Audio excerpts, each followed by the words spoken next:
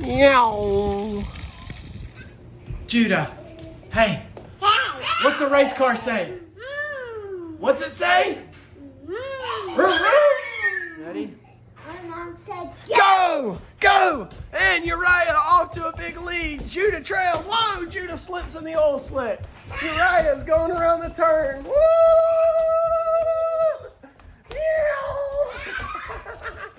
Go, Judah, go!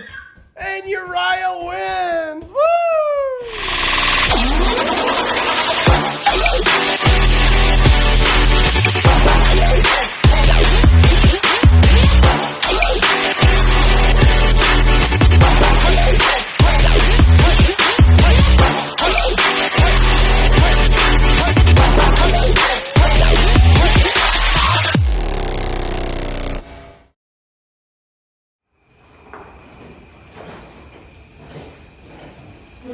Here it is. Bando. I told you guys it wasn't gone. What's up, guys? Welcome back to the channel. We are finally back in the FFR shop after the birth of Ezra, and I've got them all inside. They're all asleep. So as a new father with a brand new baby, I realized that I am going to have to start doing all of my work when everybody is asleep, and get out here and hustle and grind on these cars so that we can get them ready. Thank you guys so much for all of the positive comments about little man and the wife, that we're doing amazing. So blessed to be home and to have everything go so smooth. Congratulations to our hat giveaway, Mr. Tom. He won our hats. You can see I'm wearing one now. They are finally out. I have completely sold out of the first batch, so I've already ordered some new ones. But that is a good thing to be able to sell out, to have you guys' support. So I'm very thankful for that. But we're back here tonight in the shop. We've got tons to do. There is a really good chance that we will be racing this weekend, the Legend car and the RSX. And I wanted to bring the Bandolero back in here because I mentioned to you guys that that was next to get it ready. We only have small little things to do to the Legend and the RSX.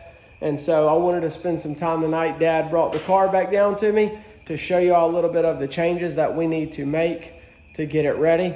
So we'll do that here in a second. Real quick, I want to do a driver spotlight. So let me tell y'all who that is. All right, our driver spotlight for this video is Cody.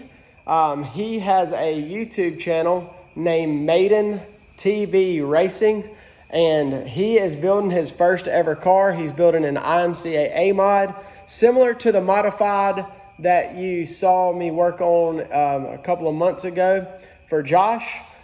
He is new to the racing scene, and this will be his first time building the car. He's got one heck of a good looking motor. He's building him a 383 stroker motor to go in it. So he races up in the Nevada tracks, up in the north, way up there, way away from us.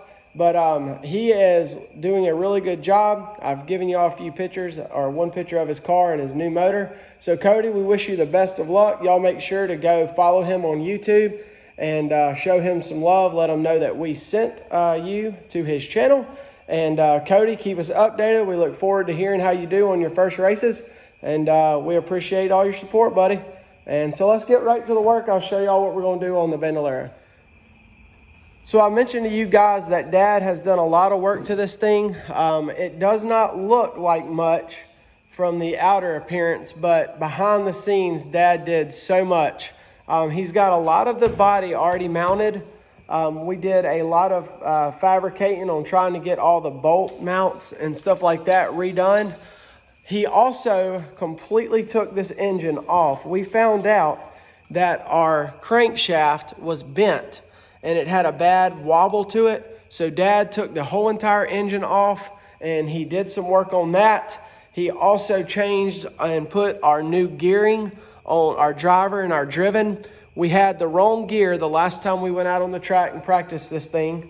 And when we did our top speed run, that was not the right gear for the racetrack. With this division, you have a certain gear that everyone has to run. So he did that. He went over the car, made sure everything was nice and straight. He did set the motor back on here, but it is cocked. So we're gonna have to straighten that up and get the chain adjusted. It's extremely loose. And but he did drive this back down here. It runs a whole lot better now that I cleaned that carburetor out. And y'all saw in that video that it runs better, but when we did that, we lost brakes. So not only do we have to adjust the motor, get it sitting on there right to get the chain right and get everything in line, we're also gonna find a key and get this key put back in there and get that done. And then another thing, whenever we went to the track, the tech guy did not like that we had carriage bolts holding the seat in and we needed some flat washers. So we're gonna end up taking the seat out, get the seat out of the car, and we'll get the right bolts for that. I probably won't show that on the camera because that's easy enough, but we'll do that. And then also I'm gonna show you guys, we'll go down to Dad's shop and I'll bring it back. Dad built a really cool halo surround that we're gonna get installed and mounted right here on the seat too. So let's get right into that first. And we'll get the rear done first, make sure we get some brakes and make sure we get the motor lined up. So we'll do that first.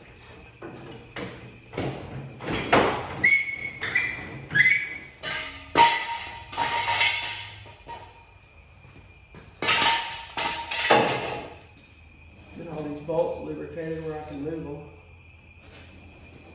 So I've got the key.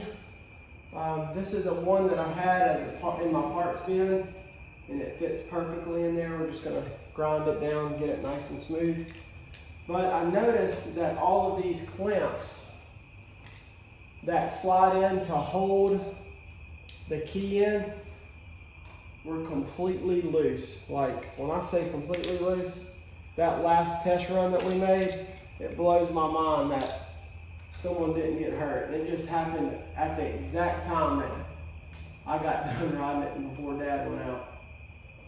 Which I'm glad that was the case and it wasn't the opposite way, because somebody really could have been hurt. Whenever this thing, we were doing that top speed run and lost the brakes on it.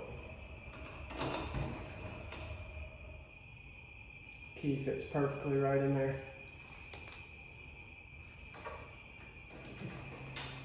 Tell you what, we're gonna go ahead and take that brake rotor off.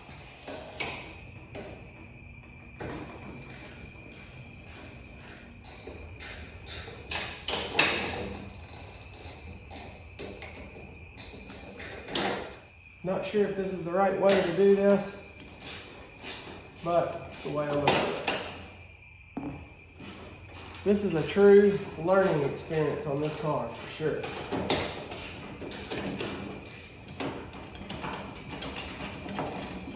There we go. Set that off over to the side. Now that we got this off, you can see exactly what happened here. This thing was just spinning. The key had come out, so whenever I did that high-speed test run and I grabbed the brake, nothing happened. Another reason could be these bolts that squeeze this rotor to that key are gone. Completely gone. Not a good thing. So I've got this key sanded down. I just used my orbital sander and I got it to where it fits really nicely in this key slot for this keyway. And this slides right over it, just like that. And that is how now we have brakes. The only thing is these bolts that go through these little choke collars here, I have these short bolts that will not work. It's the same, I believe it's the same quarter 20 that I used for the gas pedal that I could not find, but I do know that we have a local hardware store that has these. I just need them to be longer. So they need to be almost the exact bolt that you use for the sprocket to clamp this down to that keyway. And then these choke collars will go on each side to keep this thing from moving back and forth. So we won't be able to finish this project because I don't have these long bolts. But what we're doing is tomorrow we are running to the sticker shop to pick up some new sponsor decals from the couple of sponsors that we've picked up, and we'll run by the hardware store and we will get these. And also something else that we're picking up from the sticker shop is a new decal for our 13 number for the RSX. You cannot see our design that we have for the Legend car. It's the exact same on the RSX because the car is black. So I've changed it up just a little bit for the RSX. We've had a couple of people say they want to be able to see the number on the track. So when we go get all of our stickers, we'll get these and we'll complete this job another day. But at least we know what we need. We've got a parts list together and we know what we have to do to fix this. So let's move on to seeing if we can get this engine straightened up and the chain tension. So I don't know who did this, but I want to show you guys something. Somebody got extremely smart here and welded some rod onto the top of that nut. And I don't know why I have not thought of this in the past. Let me get a good view for y'all so that you can see this. I don't know why I have not thought of this idea before, but that is a rod on the top. Do you know how hard it is to get in here on some go-kart motors and to hold a backup on this? So all I had to do is, look at this. No matter what way you go with it, it holds the top for you so you can just loosen the bottom. I had to show you guys that. So there's a tip and a trick for y'all go-kart racers. If y'all haven't done that, if it's hard to get like that, man, that is incredible. That is that's a cool trick. So the motor is loose. You can see it'll move really easy. I got it where it'll go back and forth. The only way that I know how to align these chains, again, I'm not a go-kart racer or anything like that, is to grab a level and stick it. This guard right here is pretty level. So if I stick it to the front of that clutch and it looks like it's flush up here, or that driver, which it does right there, it looks pretty straight. The only way to really tell is to spin this and see how it looks, which I can already tell that it looks like that thing needed to go that way just a little bit. So I don't know the correct way to do it except to kind of eyeball it. That's what I'm gonna do. And it looks pretty straight to me, just like that. I don't see it where it's binding up anything. It doesn't look like it's getting all crazy. So, and we'll tighten it back up and we'll set this thing, put a block under it, and we'll set it on the ground to get our tensions.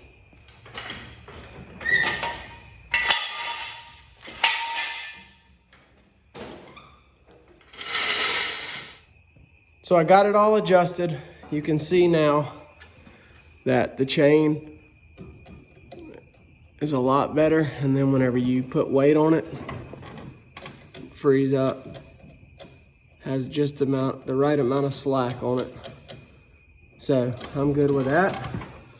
Well, only way we'll be able to figure out really if it's right is test it on the track. So if it comes off, didn't do it right. So let's move on and get this seat out, and then I'm gonna go down to grab that new halo piece that Dad built and show you guys that. I personally think like I did a really good job on the seat.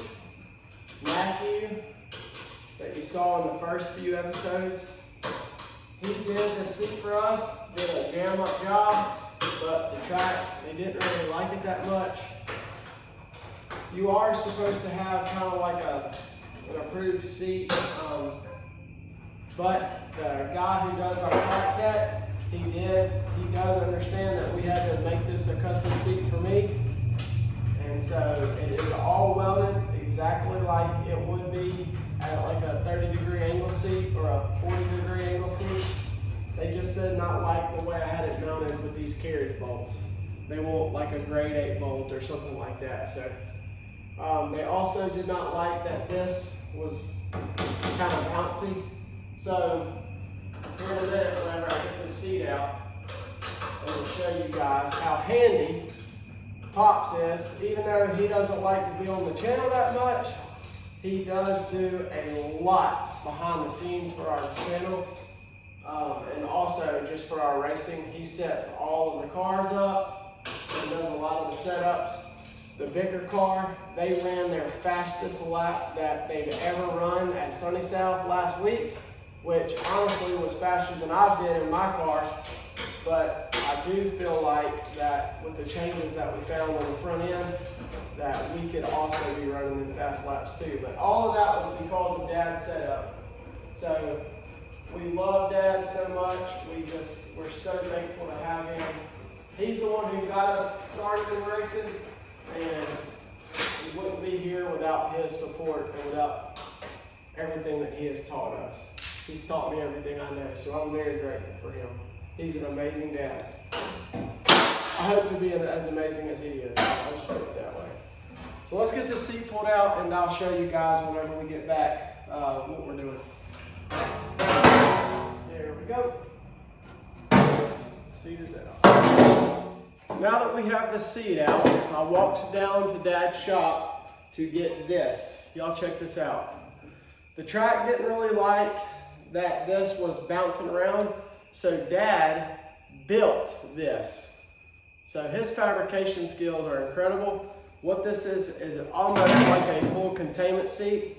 We are going to bolt this, probably more than likely like this, to sit just in the car, and it will bolt through the seat and go through these back pillars on the car, and that will help with our head bouncing around and almost act like a full containment.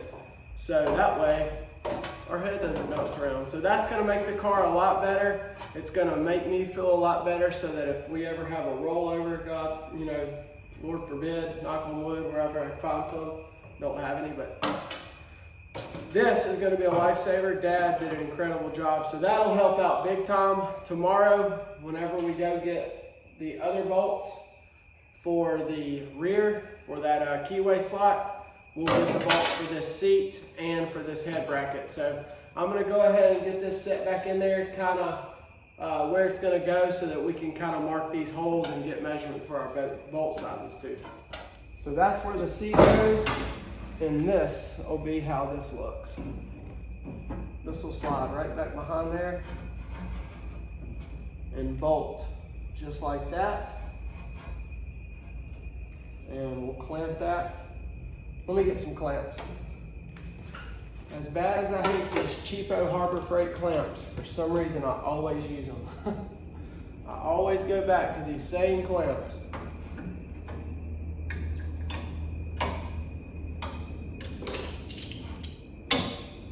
There we go. That's how that'll be. Just like that. Looks good. So I love the way this turned out. Even you get in the top of the car, so that's not going to get in the way. Y'all know you don't enter in on the side, so going in from the top, it's not going to be anything to obstruct the way you get down in there. But that'll be kind of the design. Of course, I'm going to have to get in there with my helmet on and see exactly where my head's going to be, but we'll drill some holes through this seat, probably right here, and go all the way through this, back through this plate, and then come out this back plate right here, so that everything's nice and tight right here. So that's gonna be a good thing. So the last thing that I wanted to talk to you guys about is, you remember in a video prior that we had this mounted up here on this starter bolt. They did not like that. Dad didn't like it. And so what we're gonna do is, whenever we come back through with the seat bolts from in this side, I'm gonna redo this, and I'm gonna take this bracket right here, and it's actually going to mount just like this to that seat, and it'll kind of be sticking out. Woo! Dude, I do not want anything like Travis's RSX. It'll kind of be sticking out something like that, to keep it away from everything and make it very easily accessible if we ever need to. So that's about it on that. Let's talk about this body for a second. You can see we got good old Jimmy Johnson on here, which this is the Bicker family's real number. He just has 12 on his legend car, but this was the bigger car that they raced, and 48 was his number, good old Jimmy Johnson. And we have decided we're gonna run this number because Jimmy Johnson's a 7-time champ and all of the wins, so we feel like that'd be good luck. Totally kidding. The real reason is Dad brought this down here. One of the things that Dad got done is he got the whole entire body hung.